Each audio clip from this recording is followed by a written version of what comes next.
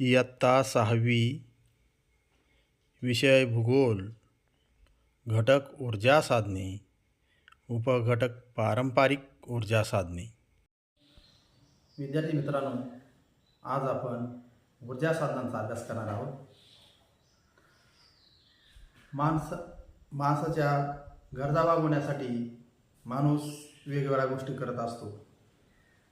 यासाठी आपल्याला ऊर्जेची गरज भासते. पूर्वी माणूस श्रमाचा वापर करून किंवा प्राण्यांचा वापर करून कामे करत असतो. परंतु दिवसेंदिवस जशा माणसाच्या गरजा वाढत गेल्या तशा ऊर्जा स्रोतांमध्ये बदल होत गेला. बघा, आपण गाडीमध्ये पेट्रोल भरतो तेव्हाच गाडी चालते. म्हणजे पेट्रोल म्हणजे काही खनिज तेल हे एक ऊर्जा साधन आहे. आपण पूर्वी खेडेगावामध्ये लाकडाचा वापर करून स्वयंपाक केला जात होता. म्हणजेच लाकडापासून जी उष्णता मिळत होती ती एक ऊर्जाच आहे. त्या ऊर्जेचा वापर करून स्वयंपाक केला जात होता. परंतु अलीकडे काय झालेले, आता हे गॅस आलेले आहे. या गॅसवरती आपण गॅसचा वापर करून स्वयंपाक करतो. हे एक ऊर्जा साधनच आहे. आपण एखाद धान्य उपणण्यासाठी आपल्याला हवेची गरज असते, वाऱ्याची गरज असते. हे वारा हे एक ऊर्जा साधन आहे. तर प्रामुख्याने ऊर्जा साधनांचे दोन प्रकार आहेत. पदार्थावर आधारित ऊर्जा साधने, यालाच काय म्हणायचं, अपारंपरिक ऊर्जा साधने, आणि प्रक्रियावर आधारित ऊर्जा साधने, यालाच म्हणायचं अपारंपरिक ऊर्जा साधने. तर प्रथमतः आपण पदार्थावर आधारित ऊर्जा साधनांचा अभ्यास म्हणजेच पारंपरिक ऊर्जा साधनांचा अभ्यास करणार आहोत. तर बघा, पहिलं जे ऊर्जा साधन आहे ते लाकूड. स्वयंपाकासाठी लाकडाचा वापर केला जातो,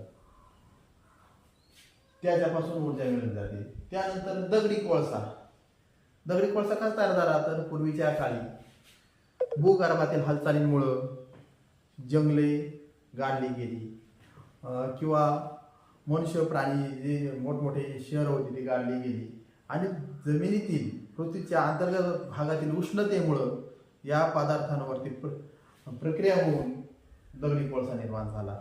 आणि बघा, आता आपण बघतोय या विटा तयार केली जातात. विटभट्ट्या ज्या आहेत त्या विटा भाजण्यासाठी या दगडी कोळशाचा वापर केला जातो.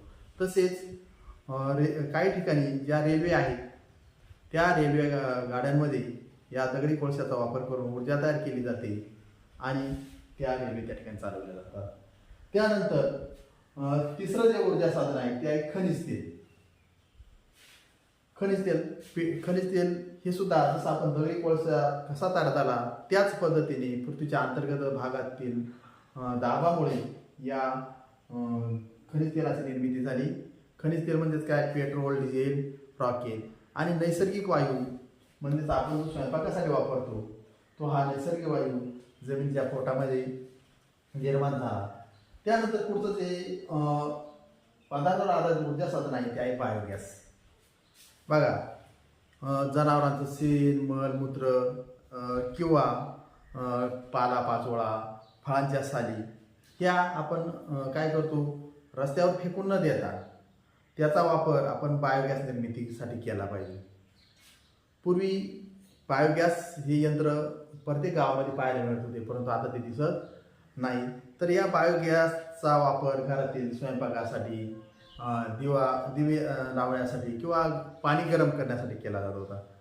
शेतकऱ्यांना स्वस्तात असा हा प्रकल्प निर्माण करण्यासारखा आहे. तर आपण त्या बायोगॅसचा वापर केला पाहिजे आणि आपली ऊर्जेची गरज भासली पाहिजे. त्यानंतर कचऱ्यापासून ऊर्जा. बघा, ही इतकी मोठमोठी शहरांची वाढ होत आहे आणि भरमसाठ कचऱ्याची विल्हेवाटीची समस्या निर्माण होत आहे.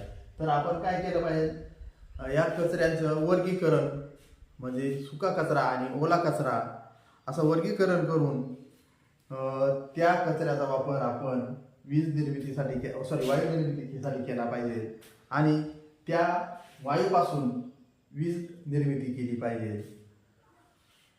याचा जर आपण वापर केला, या कचऱ्याची विल्हेवाट जर योग्य पद्धतीने लावली तर आपल्या ही कचऱ्याची समस्या सुटेल आणि आपली या ऊर्जेची गरज भागेल. अशा पद्धतीने आपण पदार्थावर आधारित ऊर्जा साधनांचा या ठिकाणी अभ्यास केलेला आहे.